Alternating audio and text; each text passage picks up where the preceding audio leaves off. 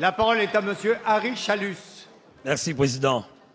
Monsieur le ministre de l'Enseignement supérieur, dans mes précédentes questions écrites de 12 novembre 2013 et avril 2014, je faisais part de la grande inquiétude des étudiants, de la quasi-totalité des enseignants-chercheurs et des parents suite aux événements ayant entouré la transformation du pôle universitaire de la Guyane en université de plein exercice. Aujourd'hui, à la veille des examens devant sanctionner une scolarité gravement perturbée tout au long de l'année par les grèves et parfois le blocage des campus universitaires sur les trois pôles, les dommages collatéraux de cette décision sont encore visibles. Dans la réponse hier à la question du collègue Marie-Jeanne, Mme Fioraso indiquait que les textes en préparation sur l'avenir de l'université aux Antilles ne seront adoptés dans les prochaines semaines qu'après que les personnels et les CNSR aient été consultés. Cela me rassure d'autant que le 14 avril, par la voix de la présidente de l'UAG, nous apprenions avec consternation que le ministère confirmait que les délais ne seraient permettre plus d'envisager l'organisation de la consultation.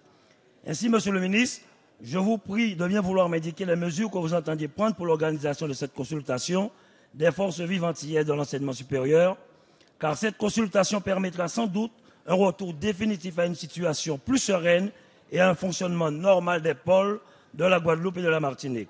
À terme, je m'interroge aussi sur les dispositions retenues pour poser les bases d'un établissement d'enseignement supérieur de recherche en Guadeloupe et en Martinique, car ces dispositions ne sauraient être subordonnées exclusivement au calendrier de la mise en place d'une université de plein exercice en Guyane. Après la grève de l'université la semaine prochaine, ce sont les policiers qui se manifesteront à cause du départ des 75 gendarmes mis en place pour assurer la sécurité des Guadeloupéens. La Guadeloupe a voté à plus de 76% pour le président Hollande. Aujourd'hui, nous attendons des actions fortes en matière de sécurité, d'économie, de chômage et d'enseignement. La population guadeloupéenne est inquiète et espère, car elle se sent délaissée. Merci à vous. Merci. La parole est à Madame Geneviève Fioraso, secrétaire d'État chargée de l'enseignement supérieur et de la recherche. Merci, Monsieur le Président. Monsieur le député Harry Chalus, votre question porte sur 2 points. Le premier est relatif à la création d'une nouvelle université des Antilles et l'autre porte sur les conditions de fonctionnement actuelles du pôle universitaire et de recherche de la Guadeloupe. Sur le premier point, conformément aux engagements pris par le gouvernement, le décret créant une université de plein exercice en Guyane, à la demande des acteurs guyanais, va être soumis aux instances dont la consultation est obligatoire. Les personnels techniques comme les personnels universitaires, les étudiants et également la CNESER. Et ensuite, ce décret sera publié dans les meilleurs délais. De manière parallèle et selon effectivement le même calendrier, un décret créant une université des Antilles, rassemblant donc les pôles guadeloupéens et martiniquais, comme vous le souhaitez, dans une université unique des Antilles, sera soumis à la même consultation.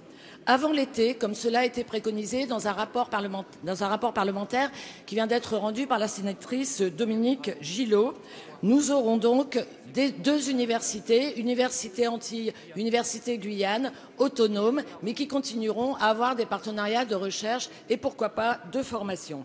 En tout cas, les 2 universités auront bien été créées et nous n'aurons pas perdu de temps. Sur le second point, qui concerne la situation en Guadeloupe, l'annonce de la création des 2 universités et les garanties que j'ai apportées à l'ensemble des acteurs sur la constance des moyens, c'était l'une des inquiétudes qui était évoquée, a permis de ramener la situation à la normale et au calme.